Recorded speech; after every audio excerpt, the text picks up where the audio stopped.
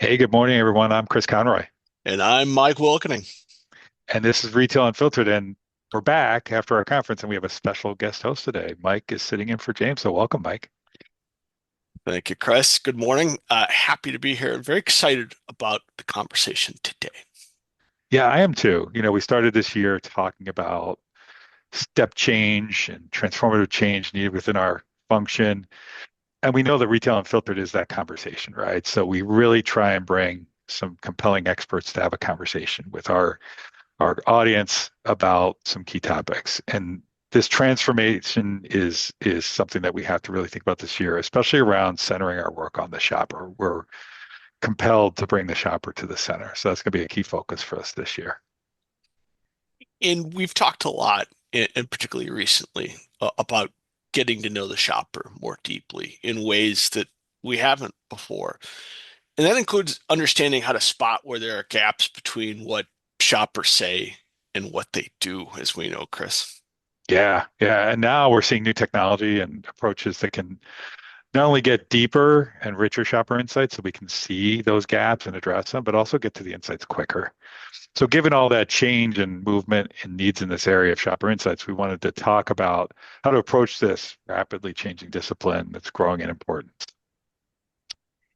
And we're thrilled today to bring in our expert today on the conversation yeah, on this really key topic. And so we're pleased to welcome Jeremy Greenberg, the founder of Crowdwave AI and a researcher with 25 plus years of experience helping organizations make better decisions through research and analytics. Now, over his career, Jeremy has worked with retailer and consumer brands, companies, and organizations to understand how people form opinions, how they respond to messaging, and how they ultimately make the choices that they make. And through Crowdwave, Jeremy helps teams test ideas, messaging, and strategies before they go to market, using simulated audiences to explore how different groups are likely to respond and thus reduce uncertainty around those important decisions. He holds an MBA from the Wharton School at the University of Pennsylvania, and we're very thrilled again to have him today.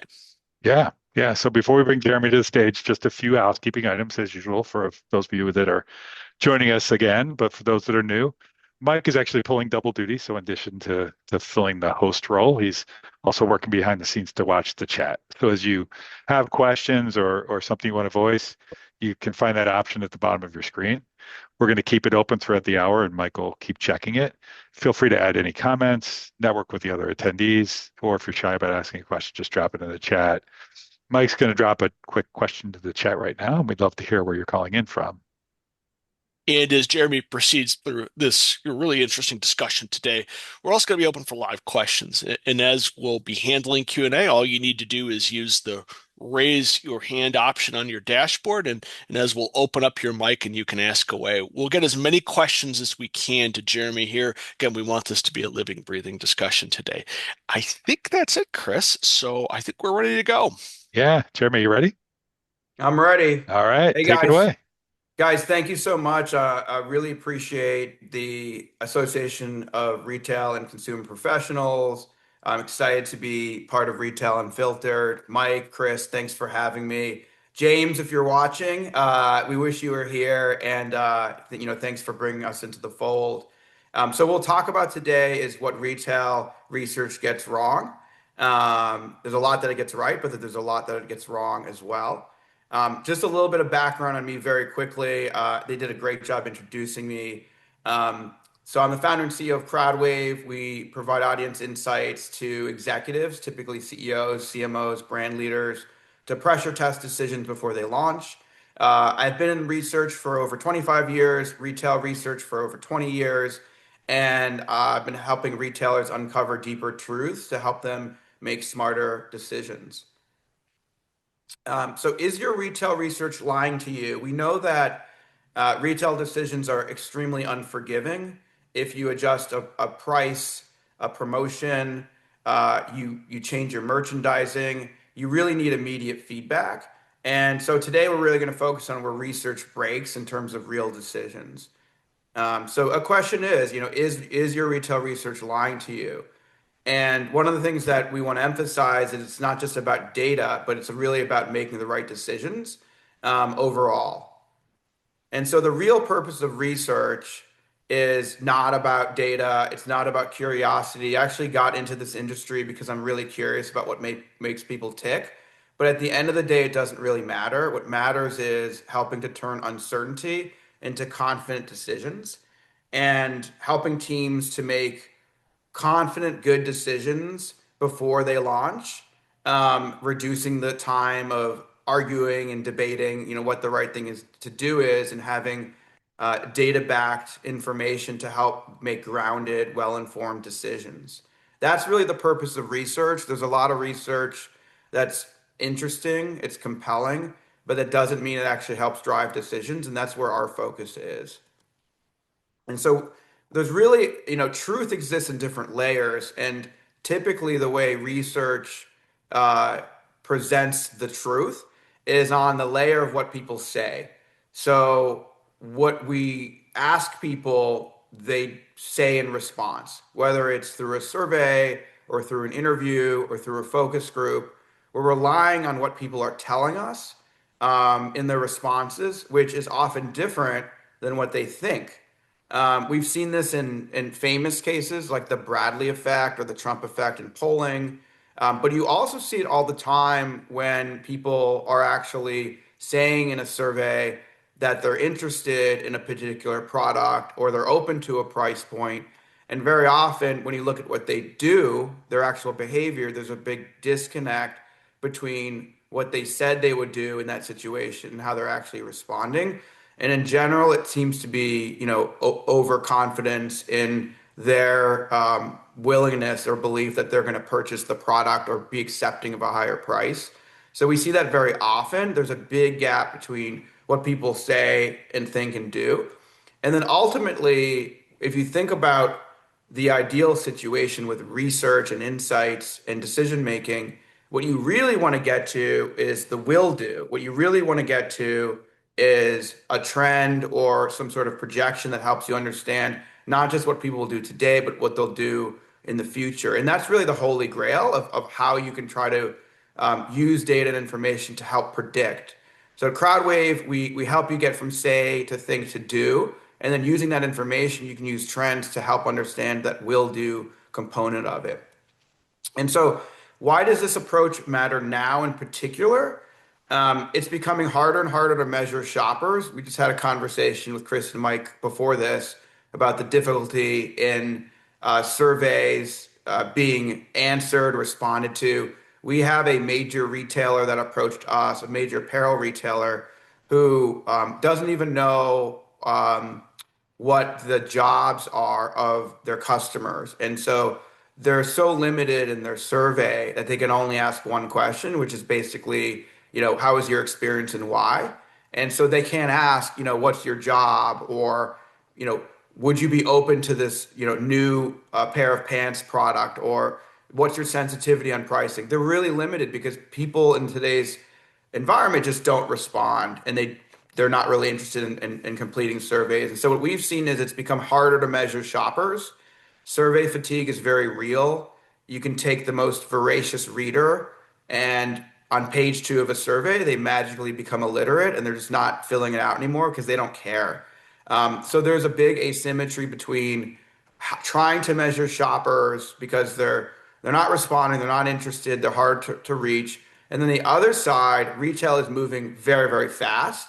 So there are more launches, there's more diversity in products, there's more SKUs out there, there's more channels to deal with social media and now geo and all the different channels that have emerged with influencers and so forth.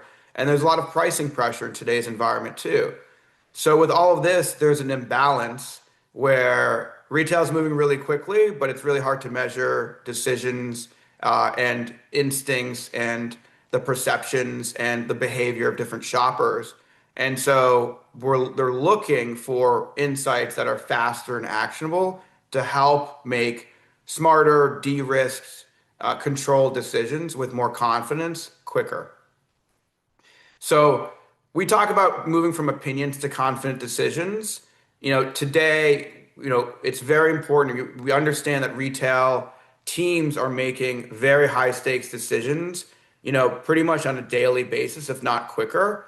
And what we've said is that most research is really capturing what people say, but retail success depends on what people will actually do and will do, and how to predict that and plan for that is really key. So closing that gap is how we make more confident and better and faster decisions in retail. Mike, do you have a question? We do have one. Thank you, Jeremy. So as we've kind of established here early on, confidence is a huge pillar of this, right? When we make confident decisions, we make better ones, and when we feel confident, it's just a better thing, as we know. So the question is, how do you help partners decide on the right level of confidence before moving on their decisions? Because we know that can vary, right? And we also know that we maybe can never get to 100% confidence. So when you're, how do you sort of deal with that gray area, if you will? Yeah, it's a terrific question. A couple ways. One is so depending on the organization, they'll have different perspectives, right? Some might even have like a rubric that they run into that they can apply. In general, what we found is number one, we use internal confidence metrics for us on our modeling on how good we feel about our ability to simulate audiences and what they're saying. So we will say, for example, hey, you want us to simulate four segments. We don't feel like we have enough data combined to simulate segment four, so we're not going to do it, or we'll find an alternative way. So we have our own, mechanism internally where we do that. But what we've generally found is what makes people feel confident is that the story makes sense. So we can throw in as many statistics as we want around R squared and confidence intervals and cosine similarity and all these metrics, but generally it has to pass a sniff test. It has to make sense. It has to align with known behavior and market share and kind of what people think is reality here. And the problem with a lot of research is when you coming in from left field, some things might kind of make sense, but if you provide one thing that doesn't, you lose trust in that. And so I think there needs to be confidence in the research, in the data, and then ultimately, it has to make sense to the executive so that they can tell a very simple story that, this is the reason our customers like this or don't like it, and this is the things that we need to do to change and resonate better. Great stuff. I think a great way of an example. I think we can all understand. Again, first of all, if just one element isn't right, coming back in the or doesn't pass the sniff test, it spoils the entire batch. So it's a great point there. And secondly, again for the category managers and folks on the call, and you know get being more shopper centric, of course, is something that all of us are trying to be. In addition to that, we're all sharpening our storytelling tools, right? So again, good way to link that a little bit too. Again, this whole idea of the story that both is presented to you and the story you tell with that data are so important. One other thing that's coming that's really interesting.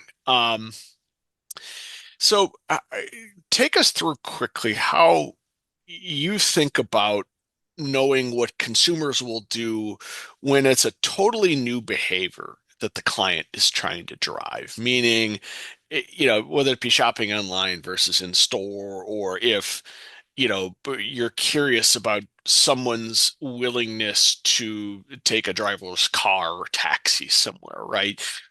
So how do you kind of solve for that too in your work? Again, this idea that you're trying to drive a completely new behavior for a particular consumer group.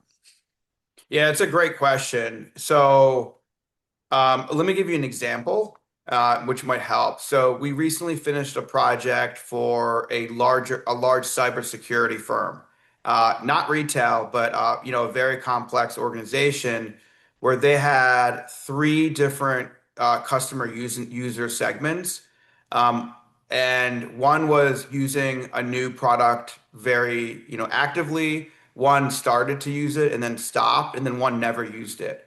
And so what we wanted to do is work with them to simulate those three specific audiences and understand why they weren't responding. Some of the two other groups weren't responding as well to this new product. And so again, new thing, new experience, three audiences approaching it, differently behaviorally. And so we're able to work with the client to get a lot of data anonymized on CRM data on who these people are, how they act, what are some things about them that help drive their decision making. And from that, we're able to basically model and create a probabilistic model around how they would react to different messages about the product, what features are most resonant to them, and so forth.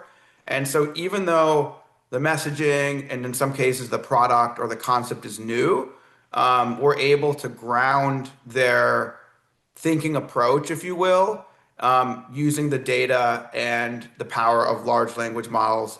We also use a lot of human, and we'll talk about this a little bit later, but we have a lot of humans in the loop in our team. So we very carefully craft the questions, and we'll give some recommendations on how to write questions in a bit. But we kind of handwrite those questions to make sure and we iterate on them. We constantly are checking on the data and results to see what's happening. But we basically, look at three main sources of data to integrate. We look at publicly available data. We look at data that we come from like things like social media and reviews, and then we look at internal data.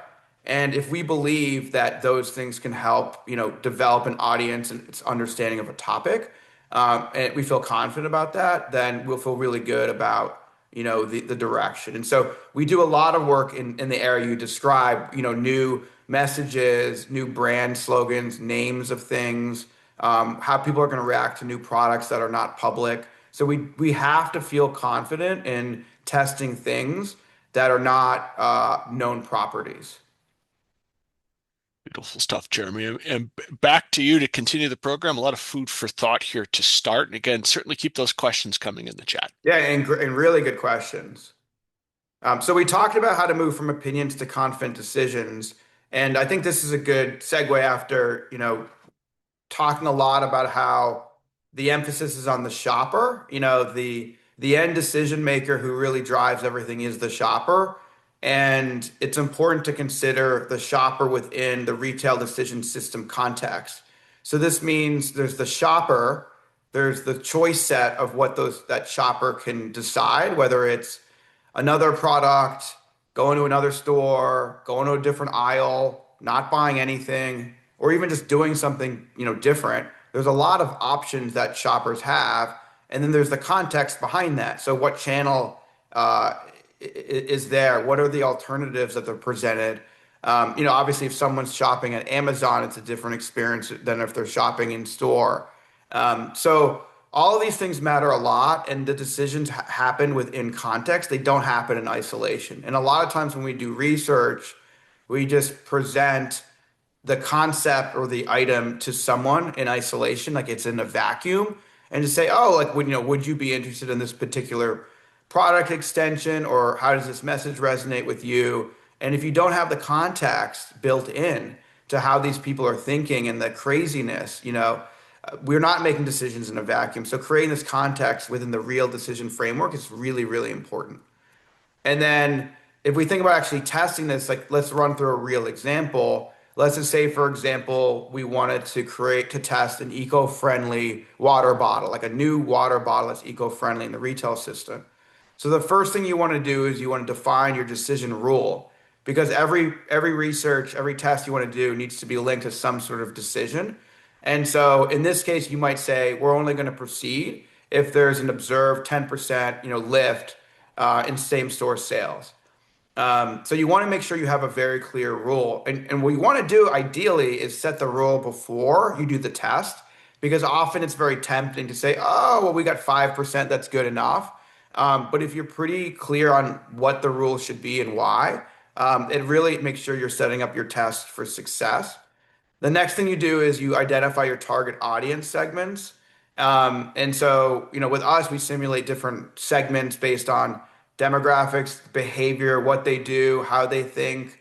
There's a lot of context, that goes into that. And we're really past the days of people saying, we just need, a 35-year-old woman, and then we can ask whatever we want. We need a lot more detail on what they're purchasing, what they're thinking, where they live, what their political views are, because that does impact, buying behavior, how they feel about different brands. There's so many different contextual elements that you want to build in that are going through people's minds, that often don't come out when people are just asked questions, and you want to, find ways to dig deeper.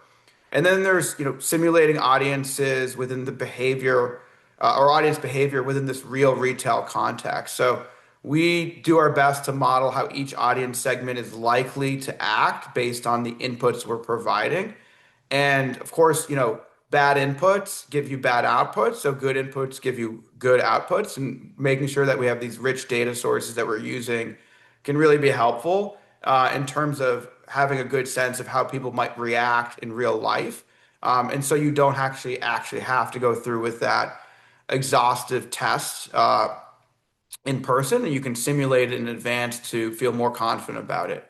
And then finally, analyzing the results and making a decision. The whole purpose of this, again, is making a decision. So, did you receive the 10% lift?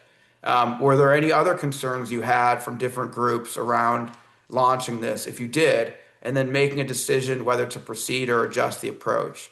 And so, a lot of what we do is not just providing, a deeper sense of research, but it also helps executives, make faster decisions when they're just kind of pontificating or thinking a lot about opinions. I've been in a lot of, ivory tower type meetings where people have very strong and very fine opinions about what to launch, why to launch it, where to place it, what to price it, what the promotion should be, what do we name it, all that kind of stuff. But I find that very often months can go by and decisions aren't made, in large part because there's no data to de-risk and kind of back it up. So it's just one opinion or many opinions versus others. So this helps, break the tie using really real data to help de-risk those larger decisions. And then we talked before about crafting the right questions. If you don't ask the questions well, you can actually end up with data that's misleading, which happens a lot in research. And so what we recommend is a few things, and we'll have a handout with more information we'll send afterwards. But asking questions that connect attitudes to behavior is really important. So even though they're going to tell you what they say, because you ask people and then they talk, but trying to do what you can to link it to verifiable data, and then you can adjust to that. So, for example, if you ask a question, around soda, and you wanted to know, okay, I'm curious what the percent of people are drinking, alcoholic beverages versus non-alcoholic. You have a lot of new beverage categories, protein, yogurt drinks now. You've got the probiotic category. So let's just say you wanted to ask people what they thought of these things. There's what they'll tell you in terms of what they think, but then you also have verifiable data in terms of what they actually do in terms of transactional data. So making sure you're adjusting and connecting those are really important. We recommend using benchmarks for pricing. It's really hard just to ask someone what they think the price should be, because ideally for them, the price is zero. But also they tend to be overconfident in their ability to pay a higher price when asked. So instead of asking for price in isolation, we like to ask how they feel about a particular price or what they're paying for whatever their current, benchmark product is. So for example, we had a client who was competing, in the caffeinated, beverage space. And I said, who's your biggest competitor? They said Celsius. I said, okay, great. So in the survey, we will ask them a few questions about Celsius. And then it doesn't really matter what they say they think the price of Celsius is, because we know the price. And so then instead of asking them, hey, would you be open to spending $4 for this new beverage? We can ask them, are you willing to pay more or less than Celsius, which is a verifiable benchmark, and how much? And then we can really ground that in something that we know is true. So using benchmarks for pricing is really important to get that relative context and connect it closer to verifiable behavior, as opposed to just relying on the say. We also recommend structuring questions in a mutually exclusive and collectively exhaustive way. It's just a fancy way of saying, making sure you're covering all of the different relevant items that you're interested in and presenting options in a way that don't overlap. We see often there are questions that are written where there are overlapping options. So we want to make sure that there's no overlap and there's no confusion about if someone, answered that they like something or they don't like something, we know exactly what they meant. And so structuring those is really, really important. And then finally, iterating questions. And so with simulations in particular, we're able to refine and adjust questions. We can run simulations on different audiences and see, are they getting the language that we're using in the questions? If we ask a question and 50% of people say none of the above or other, we obviously have missed something pretty big, and we need to go and understand what those options are underneath and rewrite the question. So there's a lot that we can do to help understand and help it. The questions rely more on connections between behavioral transactional data and what people will do to help making sure that the answers will make sense as well.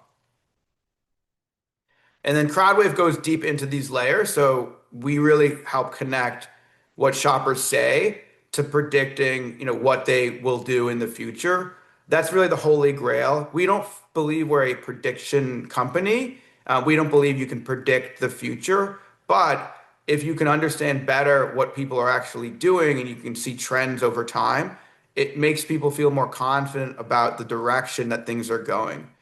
So eventually, we believe that technology and research will be at a point where we'll be able to do better predictions because that is really the holy grail. But the first step is getting, away from just the say and getting more about what people are actually doing.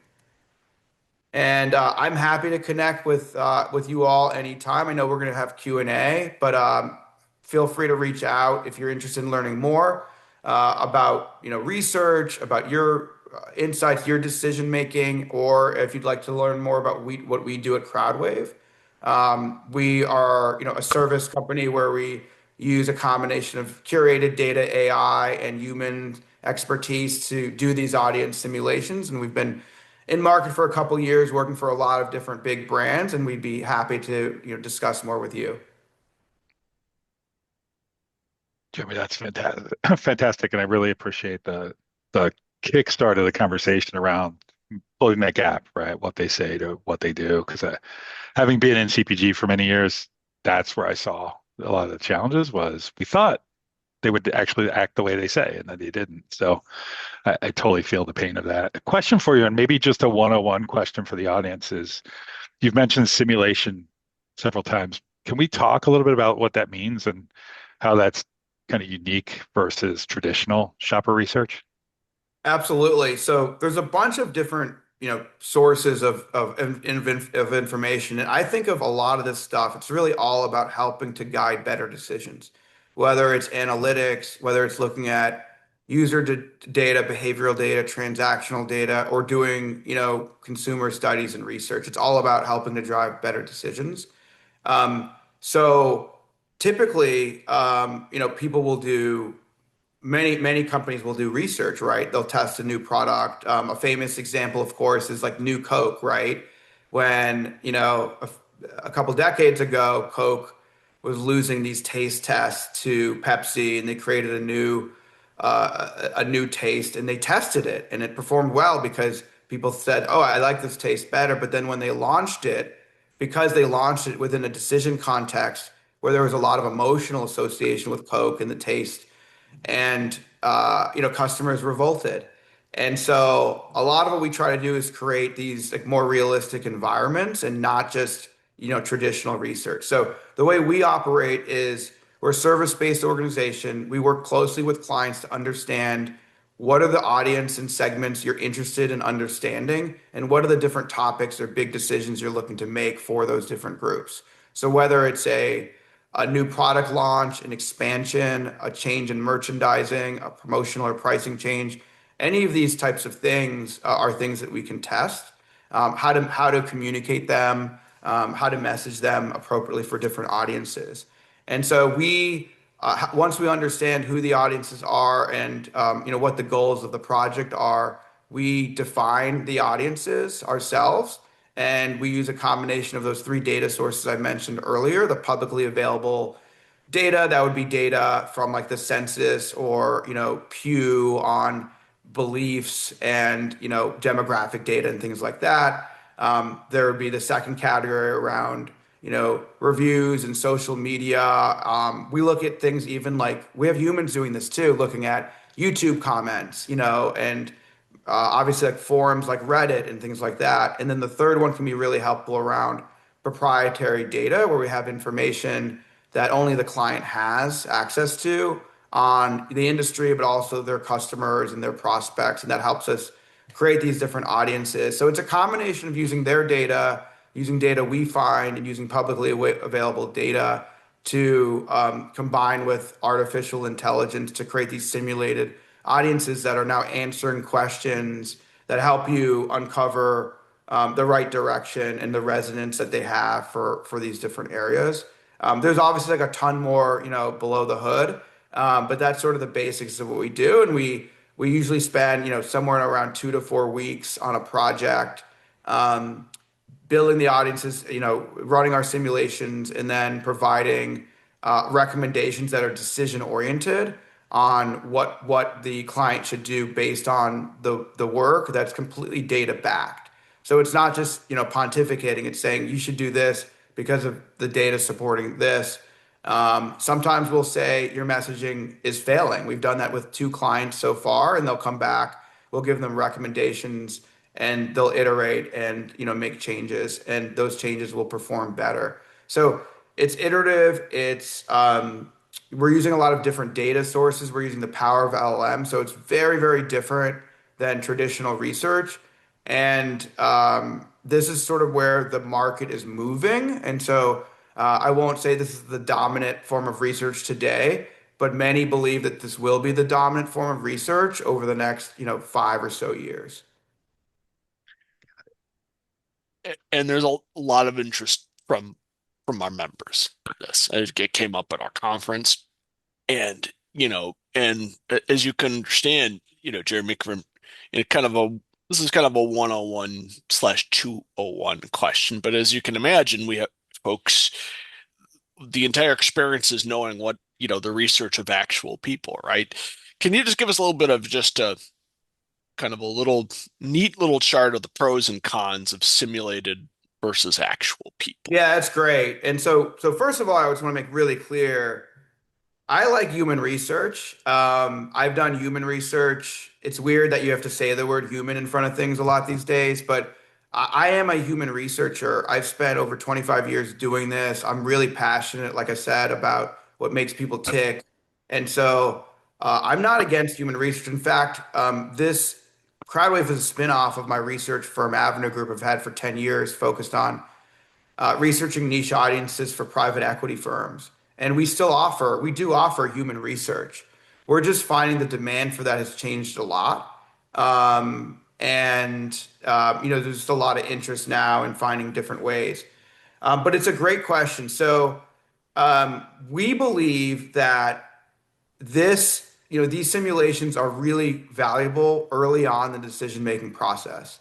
So there are things that just regular research can't do. So for example, if you have a proprietary messaging campaign and you haven't run it through legal, and you can't make your promise to a bunch of real people, well, you can simulate it and test it. So you can do it behind closed doors, and you can be more aggressive about testing things, and no one's going to know except you. So one advantage is like you're just not presenting it, and in a world where it's very competitive, that could be a pretty big advantage. I think the second advantage is the biggest, which is it's just hard. So many audiences are hard to reach. And these days, when you give people a survey, if they even answer it, which most don't, they tend to answer if they're really happy or they're really pissed off, right?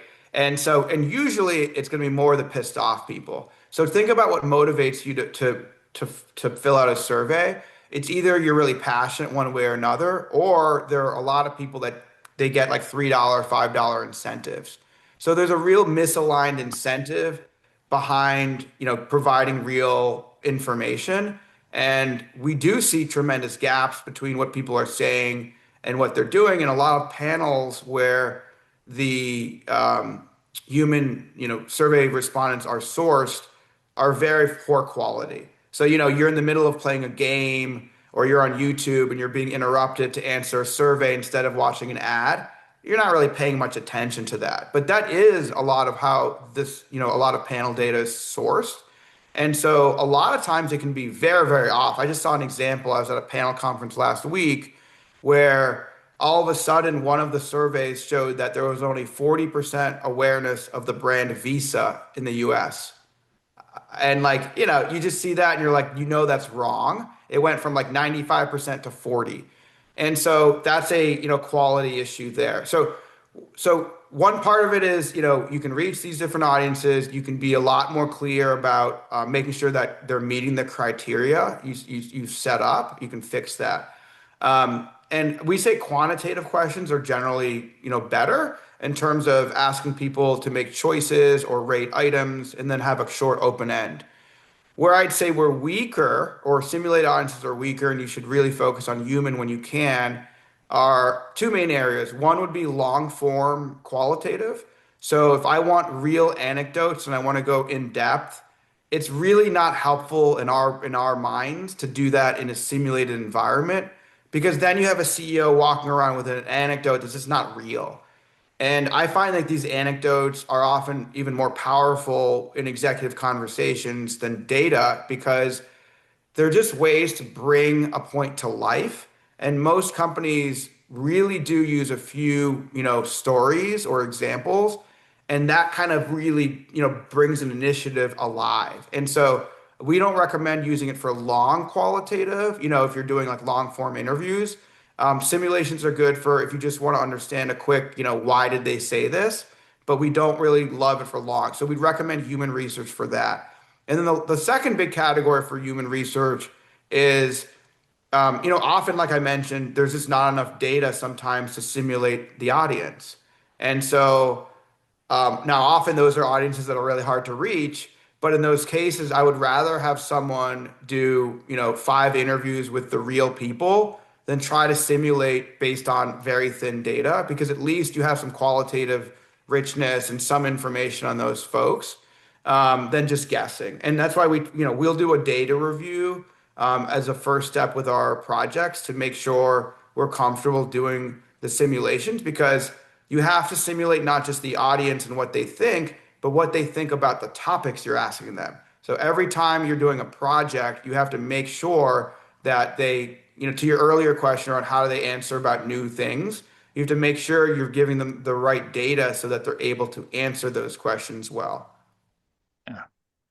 Yeah. And Jeremy, to follow up on that, so I would expect then that you'd see a difference in the answers you get from simulated versus humans, right? Because humans are going to tell you what they think, right? But maybe not what they're going to do, whereas the simulation may actually tell you what they're going to do, right? So is it fair to think that there is going to be a gap between the answers that you see between two, or should they line up?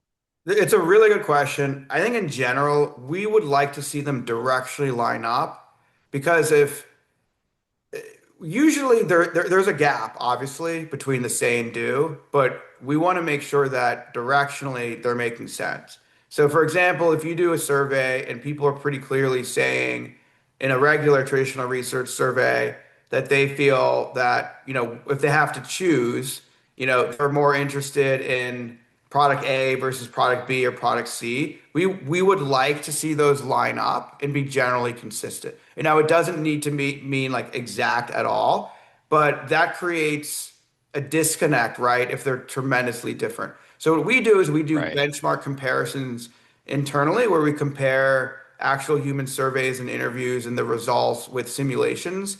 But that also helps us understand what our limits are, right? Like where we're doing well, where we're not doing well. We also recently did a public blind study with the conference board. They do an annual study of C-suite global leaders. So this is like the definition of a hard to reach audience. These are, CEOs and executives, mostly of billion-dollar plus companies. They're not going to fill out surveys, but they do for the conference board because they have a good relationship and they respect the survey. So they did a survey and they had over 1,700 people respond. It was over 770 CEOs, real CEOs globally. They didn't give us, they just gave us the questions and they gave us the audience parameters from the prior year. We blindly simulated and we did our comparisons. We did a webinar together. Happy to share with you all. but the results were quite close. So it was a very high spearmint rank correlation, which measures how similar your priorities are. And we had 67% of the top three matching across the 10 questions we tested. And there was nothing in the top three that we didn't get. So they aligned pretty directionally. Now, there were areas where they were different, and some of those were because we were using their questions and they did not have mutually exclusive options. But in those examples, what was really cool is that we were able to actually dig deeper. So, for example, they kept asking about what people thought about uncertainty. And so people kept talking about uncertainty. But we were like, well, what does that really mean? And so we were able to take our simulation and then do follow-up questions, which you can't do in the real world. I mean, good luck Right. trying to email these people or send them a survey a month later and get CEOs to respond, right?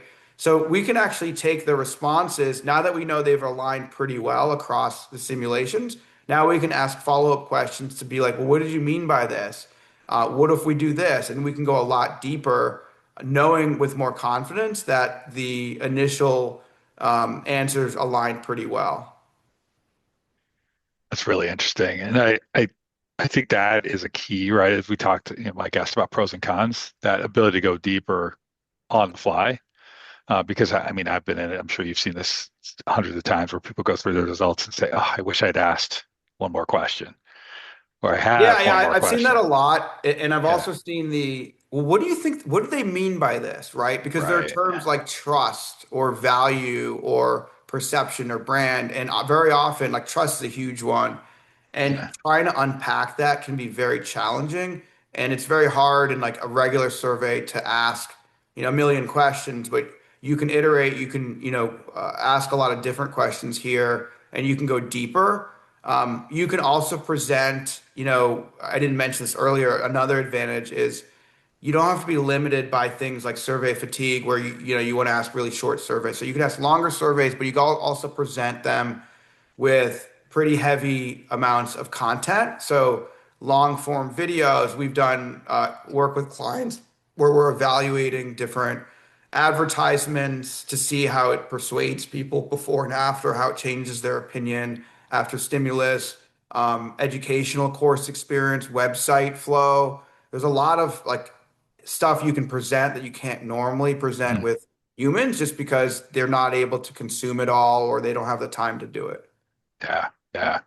And as you are out there, right, how are you seeing acceptance of these insights, right? As you start to hear people ask the question about the little source in the corner of the slide, what are you seeing? Are people like, cool, that works? Or there are certain questions that you keep getting about it? We get questions, I would say, earlier in the process and like before people are kind of ready as they're kind of doing their diligence on us. Yeah. But then what we make a big focus is really taking our clients uh, along the ride for us. So as we're learning and we're iterating, we're making sure they're aware of what's going on. We're incorporating their feedback too. And so I think because it's a collaboration and it's, we're leading it and we're driving it, but they have input. So they need to make the final okay on the survey, even though we're writing it. They need to okay the audiences and segments and sampling, even though we're developing them. And then we provide them with insights as we're learning. And then once they get, you get to the end, we've gotten really good feedback. We have a lot of, good case studies, mostly repeat customers doing work. So once they go through the experience, they're like, okay, we get it. We've even had clients that are Yeah. surprised and they're like, well, wait a second, are these human respondents or simulated? Right. Because the results seem so real to them and so helpful. Yeah. Yeah. I have one more question, Mike, before I let you, because I've dominated. Sorry. Uh, but kind of on that trust, and you talked about this a little bit earlier, Jeremy, but this applies to both the simulated and the actual audiences, is that senior executive in the room or somebody that's really married to an idea, regardless of what the data says. Can you talk a little bit more about how you help your clients work through that? Because I think that's a barrier that our audience faces and our members faces. How do I get through the data is clear, but Yeah. somebody's still holding on to an idea? I think there's a couple things. One is try to make the data as bulletproof as possible. So I was, for example, at a public company where we were paying a brand tracking company a lot of money. And every month they would give us, actually, it was every quarter, they would give us results. And the market share data they show just was completely different than what we knew it was in reality. And that just provided, like we said earlier, it just provided a lot of just distrust. It's how are we going to act on any data from a company that's providing us something we know is not true? And they would argue with us. They'd say like, well, maybe you guys are wrong. And it's like, no, no, no. We have like 17 data points knowing that we're right, right? And so that's why I said like it has to pass the sniff test of these different, companies and organizations. They need to feel comfortable with it. That doesn't mean that you have to agree with their perspective, right? It means that, and often we will have discussions with our clients around how to simulate the different audiences, how targeted they need to be to really get the answers that they want, because we're laser focused on helping them make better decisions. But we think that very often what we're actually helping to accelerate is like executive decision making. And so instead of having that meeting where they keep talking about that one topic, for every 10 minutes, and that one guy or gal keeps going on and on about how great the idea is, now at least we have some data to back it up. And so instead of just saying like, here's why I think it's a great idea, and here's an anecdote from my life or why this would be great, they can actually rely on something. And as long as that something jives with their, reality, their industry, how their company operates, it feels reasonable. We found that they will go with that recommendation, and it helps quiet that internal opinion debate and move things along faster. Getting people out to market faster if it's a good idea, or stopping the investment if it's a bad idea. A lot of what we want to do is say, are you going to invest or are you going to kill?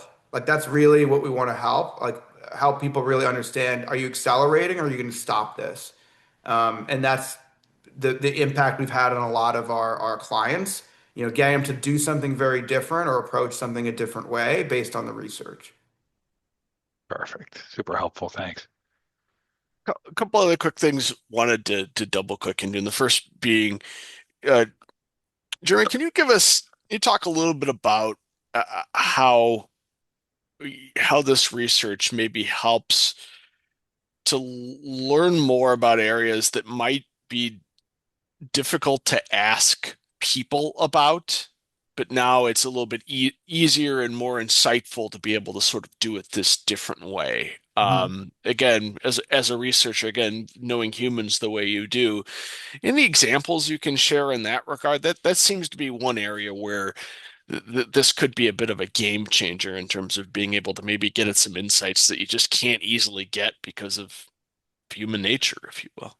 Is that, just so I understand the question, is that about like confidential topics or sensitive topics or just something else? More sensitive, I think, was kind of Yeah. where we were going. Yeah. Yeah, so for example, we've done a lot of work with audiences where normally it's quite sensitive. So one example I'll give you is we finished a project for a company that does it's a healthcare tech company that provides services for pediatric anxiety and obsessive compulsive disorder. So in that case, like very sensitive, it's for younger people. So the decision maker is the parent or parents. And the client wanted us to simulate those audiences of parents and ask them to test different approaches for communicating what they do and see what resonated, what didn't resonate, and why. And so in that case, it's a super sensitive topic. It's a super sensitive audience, right? It's pretty hard to recruit. I know it's possible, but because I've done it, but it's pretty hard to recruit, parents of people who are going through anxiety. Like you can't get that through a panel, thankfully, right? And Yeah. trying to screen for that is hard. I've done it. It is very hard and it's a long process. So the ability to just simulate that audience to begin with is super helpful because it's a hard to reach and hard to confirm and hard to validate audience. And then once you have that, you're able to present things that normally might trigger people, right? Like, because you're talking about their children, their children's mental health, and what success looks like. And so it's a really sensitive area. And so they were able to set to test different messages around how to communicate, how that works, the role of the parent, the role of the organization, the role of the child, and not worry about liability issues, legal issues, reputational issues, and feel really, really comfortable testing an environment where there's no repercussions.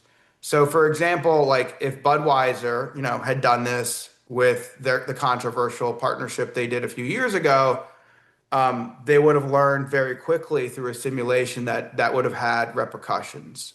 We've also tested things like the Cracker Barrel, brand refresh, the Jaguar brand refresh, the Sydney Sweeney jeans controversy, and we're able to identify, even in the absence of any, real like verifiable data, we're able to basically predict how people would react to those scenarios, and in a very controlled environment.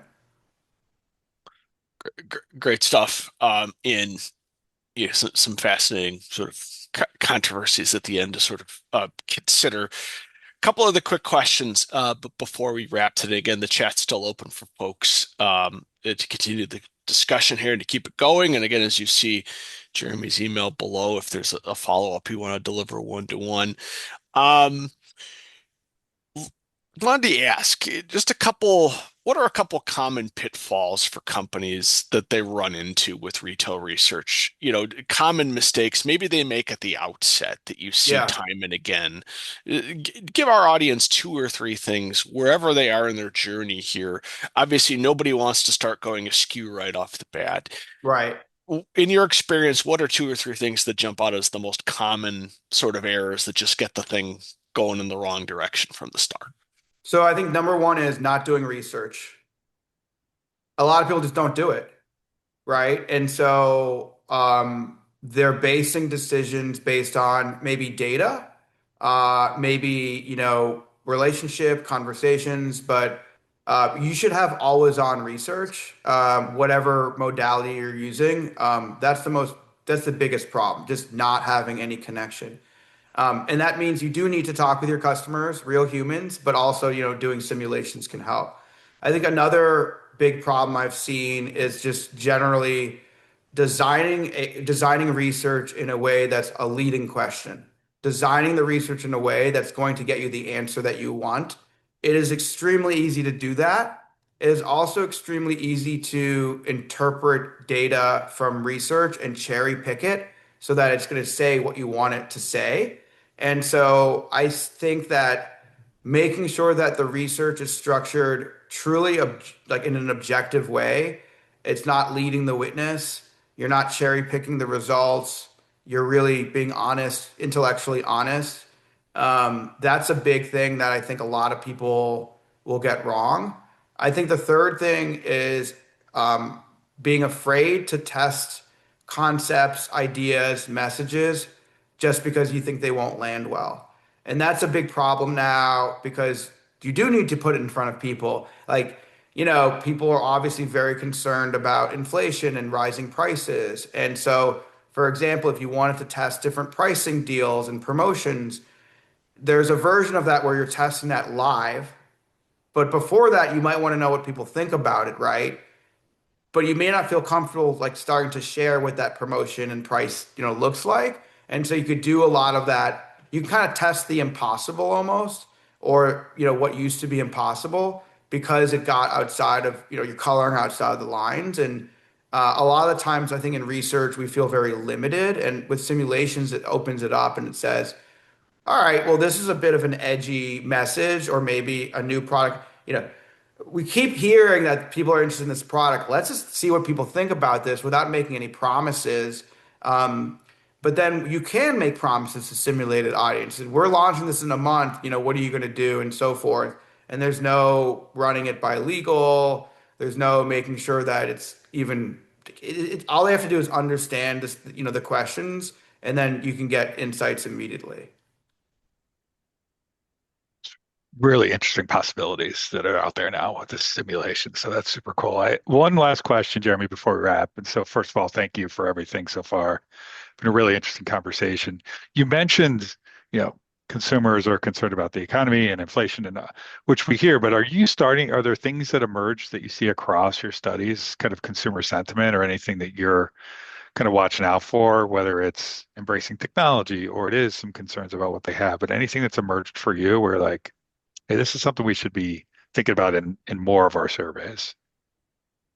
Well, I mean, even the results of that C-suite study were pretty jarring in terms of basically like leaders across the globe are just very concerned, and there's a lot of moving pieces.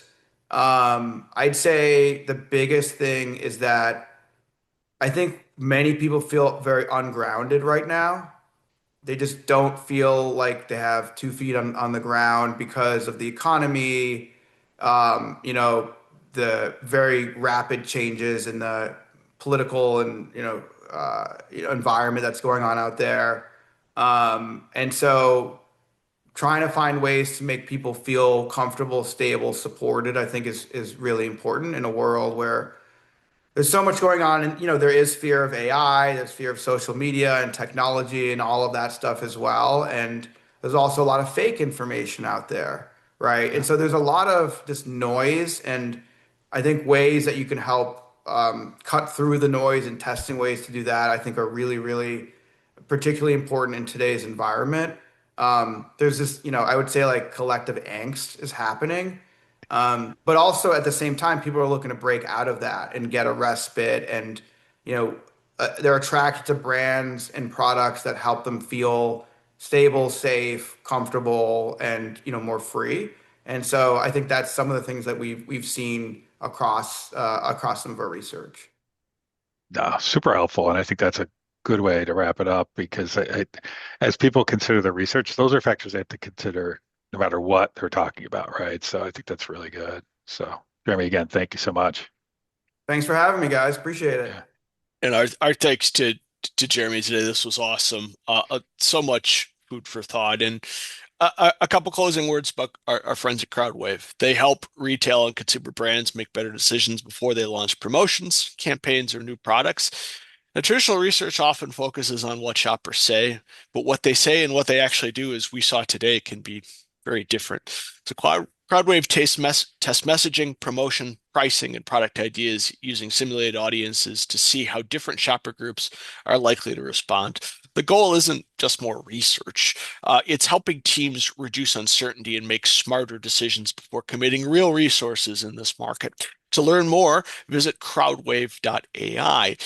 On the topic of visits too, be sure to visit and bookmark our CMA events page, which I put in the chat, for all of our upcoming programming like today's show. For Jeremy Greenberg, Chris Conroy, and Inez Abulger, I am Mike Wilkening. Thanks so much for joining us today on Retail Unfiltered. Have a wonderful day, and we look forward to seeing you again soon. Take care now. Bye-bye.